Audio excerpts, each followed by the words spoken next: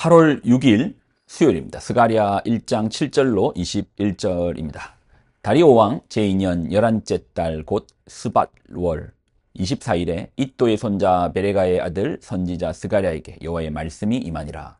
내가 밤에 보니 한 사람이 붉은 말을 타고 골짜기 속 화석류 나무 사이에 섰고 그 뒤에는 붉은 말과 자줏빛 말과 백마가 있기로 내가 말하되 내 주여 이들이 무엇이나이까 하니 내게 말하는 천사가 내게 이르되 이들이 무엇인지 내가 내게 보이리라 하니 화석류 나무 사이에 선자가 대답하여 이르되 이는 여호와께서 땅에 두루 다니라고 보내신 자들이니라. 그들이 화석류 나무 사이에 선 여호와의 천사에게 말하되 우리가 땅에 두루 다녀 보니 온 땅이 평안하고 조용하더이다 하더라. 여호와의 천사가 대답하여 이르되 만군의 여호와여, 여호와께서 언제까지 예루살렘과 유다 성읍들을 불쌍히 여기지 아니하시려 하나이까? 이를 노하신 지 70년이 되었나이다 하매 여호와께서 내게 말하는 천사에게 선한 말씀 위로하는 말씀으로 대답하시더라. 내게 말하는 천사가 내게 이르되 너는 외쳐 이르기를 만군의 여호와의 말씀에 내가 예루살렘을 위하여 시온을 위하여 크게 질투하며 아니란 여러 나라들 때문에 심히 진노하나니 나는 조금 노하였거늘 그들은 힘을 내어 고난을 더하였음이라. 그러므로 여호와가 이처럼 말하노라. 내가 불쌍히 여김으로 예루살렘에 돌아왔은즉 내 집이 그 가운데 건축되리니 예루살렘 위에 목줄이 쳐지리라. 만군의 여호와의 말이니라. 그가 다시 외쳐 이르기를 만군의 여호와의 말씀에 나의 성읍들이 넘치도록 다시 풍부할 것이라. 여호와가 다시 시온을 위로하며 다시 예루살렘을 택하리라 하라 하니라. 내가 눈을 들어본즉 네 개의 뿔이 보이기로 이에 내게 말하는 천사에게 묻되 이들이 무엇이나이까 하니 내게 대답하되 이들은 유다와 이스라엘과 예루살렘에 흩뜨린 뿔이니라.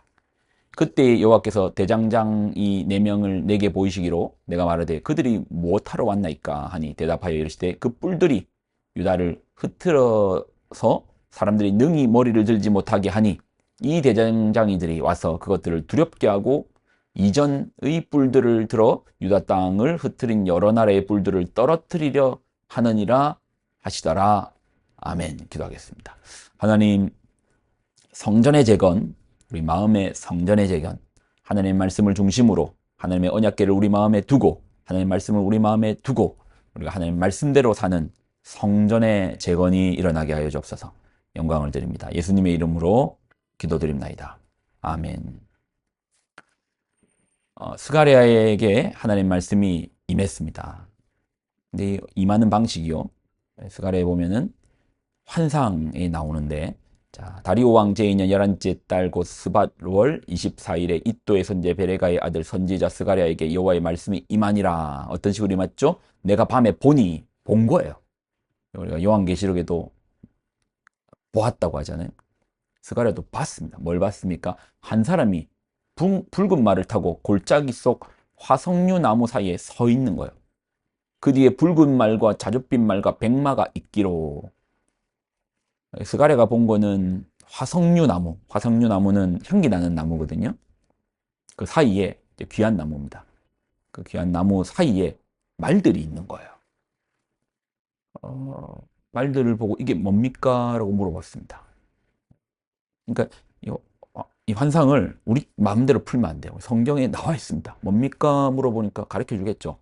10절 화석류 나무의 사이에 선자가 대답하여 이르되 이는 여호와께서 땅에 두루 다니라고 보내신 자들이냐. 하는 그 땅에 두루 다니라고.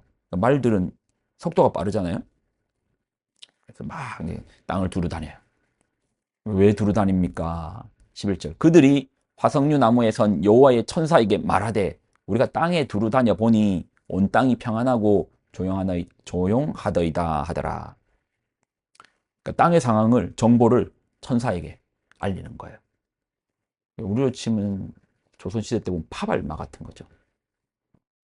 특히 이제 전쟁 상황이나 이런 상황에서 만약에 명나라하고 전쟁을 하면은 파발마를 보내서 또는 첩자를 보내서 명나라의 지금 상황이 어떠냐, 지금 전쟁을 준비하느냐 안 하느냐 뭐 이런 것들을 이제 보는 것처럼 지금 북쪽의 상황들은 어떠냐. 파발마를 보니까 노르와찌가 막 일어나고 있습니다. 여진족이 모여들고 있습니다. 이런 내용들을 왕에게 전달하는 것처럼 하나님께서 파발마를 보내서 땅의 정보를 가져왔는데 이 땅의 정보가 뭡니까? 지금 전쟁 상황이다, 평안한 상황이다. 땅이 평안하고 조용하더라. 지금 참 땅이 평안하고 조용한 상황입니다. 그렇게 보고한 거야. 땅에 평화가 오고 있습니다. 근데 정작 이스라엘은 여전히 고난 가운데 있습니다. 어려움 가운데 있습니다. 자, 12절. 여호와의 천사가 대답하여 이르되 만군의 여호와여 여호와께서 언제까지 예루살렘과 유다 성읍들을 불쌍히 여기지 아니하시려 하나이까 이를 노하신 지 70년이 되었나이다.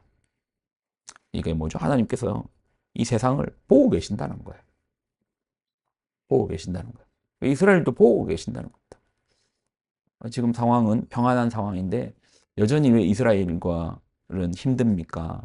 하나님 백성들이 여전히 왜 힘듭니까? 자, 16절. 그러므로 여호와가 이처럼 말하노니 내가 불쌍히 여김으로 예루살렘에 돌아왔은즉 내 집이 그 가운데 건축되리니 예루살렘 위에 목줄이 쳐져지리라. 만군의 여호와의 말이니라. 목줄은 건축할 때 목줄 튕기잖아요. 그러니까 땅을 재단할 때 목줄을 튕겨서 이제 줄 걷는 거죠. 여기에 벽을 지어야 되겠다. 이제 건축과 목줄. 자, 17절. 그가 다시 외쳐 이르기를 만군의 여호와의 말씀에 나의 성읍들이 넘치도록 다시 풍부할 것이라. 여호와가 다시 시온을 위로하며 다시 예루살렘을 택하리라 하라. 이 평안 가운데 이스라엘은 다시 돌아올 것이고 하나님의 환상 가운데 성전이 짓게 될 것이다 라는 것을 말씀을 듣는 거예요. 네. 하나님께서 불쌍히 여겼기에 그들은 예루살렘을 돌아올 수 있었다. 그리고 거기에 하나님의 집이 다시 세워질 것이다. 성전이 다시 건축될 것이다. 그리고 하나님께서는 이 성읍을 지금은 너희 눈에는 황폐한 것밖에 보이지 않고 도대체 우리한테 희망이 있는가 없는가, 지금 이 땅에 다시 꽃이 필까, 빼앗긴 들에도 꽃이 핍니까? 라고 이렇게 울부짖지만 하나님은 다시 풍부하게 할 것이다. 내가 위로할게. 내가 다시 택할 것이다. 하나님께 세계를 경영하신다는 겁니다. 경영하신다는 거예요. 이 당시에 이제 평화가 페르시아에 의한 평화였거든요. 워낙 강력한 페르시아가 워낙 강력하니까 그러니까 주변의 다른 나라들이 함부로 싸움을 하지 못합니다. 너무나 강력한 힘 앞에서 평화가 온 거예요. 마치 이제 팍스 로마나처럼 로마가 너무나 강력해서 아무도 로마한테 대항하지 못해서 온 평화처럼. 그러면 우리 눈에는 페르시아가 강력하니까 봐라, 저 페르시아가 강력한 건 군사력 때문이다, 왕의 지도력 때문이다, 아니면 그들의 기술력 때문이다 라고 우리는 분석하겠지만 성경은 언제나 이면을 보여주죠. 하나님께서 이때의 평안을 주시는 거예요. 성도는 눈에 보이는 이 집이 잘 되는 것은 뭐 이렇기 때문이고 저렇기 때문이고 분석을 하는데 성도의 분석 속에는 그 너머에 하나님의 일하심을 봐야죠. 하나님께서 이때의 평안을 주셨다. 왜요? 이스라엘로 다시 돌아가서, 만약에 전쟁 상황 같으면 페르시아가 사람이 인력이고 다 군사력인데 보내겠습니까? 제거하겠죠. 저것들 봐라, 뭐 짓네, 건축하네, 이거 봐라, 안 되겠네.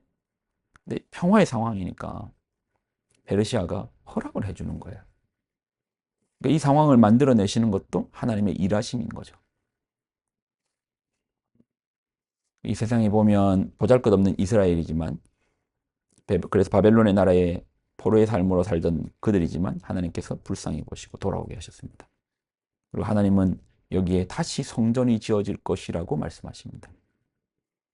근데 우리의 마음에는 아이고, 먹고 살기도 힘든데 무슨 예배 드린다고 그러냐. 아이고, 뭐 그럴 마음 있으면 일이나 좀 더 해라. 공부나 좀 더 해라. 무슨 예배 드리냐. 공부나 좀 더 해라. 대학 가고 나서 해도 돼. 하나님 말씀 뭐죠? 이렇게 돌아온 땅에 하나님 무엇을 소원하시죠? 성전이 지어지기를. 왜요? 그 성전에서 흘러넘치는 말씀으로 말미암아 이들이 풍성해질 것이기 때문입니다.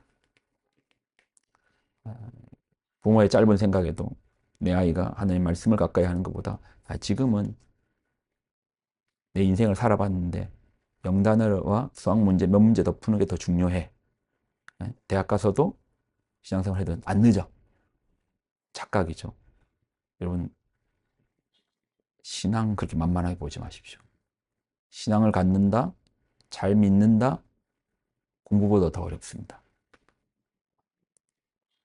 공부는 내 노력이 들어가는 거지만 신앙은 하나님의 때에 하나님의 부으심이, 하나님의 은혜가 필요한 때입니다. 부모들이 잘못된 결정을 통해서 한국 대학을 보십시오. 완전 성교지, 성교지. 웬만한 성교지에 가도 이렇게 복음화율이 낮은 데가 우리 대학보다는 더 높아요. 그러니까 완전 불모지예요. 어떻게 그렇게 된 겁니까? 우리가 하나님의 중심, 성전 중심, 하나님 말씀 중심에 대해서 놓쳐버리니까 아이들을 불모지로. 그러니까 이들이 실력이 없어서 가란 게 아닙니다. 목마른 게 아닙니다. 그 영혼의 중심에, 그 마음에 하나님이 없어서 목마른 겁니다. 그러니까 뭐 대학은 온통 이제 술판이고, 취업한다고 하죠. 필요하죠. 하지만 욕심과 욕망에 의해서 이끌려가는 삶, 그 끝이 어떻겠습니까? 성전을 재건하십시오. 여러분이 하나님의 성전이 되십시오. 여러분 자녀들을 하나님 성전 안에서 키우십시오. 믿음으로 살면 사라집니다. 기도하겠습니다. 하나님 주신 말씀을 귀하게 붙듭니다. 우리로 성전이 되게 하여 주옵소서. 함께 지어져 감으로 말미암아 주의 성전을 이루게 하여 주옵소서. 하나님의 일하심을 기억하고 기대하고 믿음으로 주님을 바라며 우리가 나아가게 하여 주옵소서. 영광을 드립니다. 예수님의 이름으로 기도드립나이다. 아멘.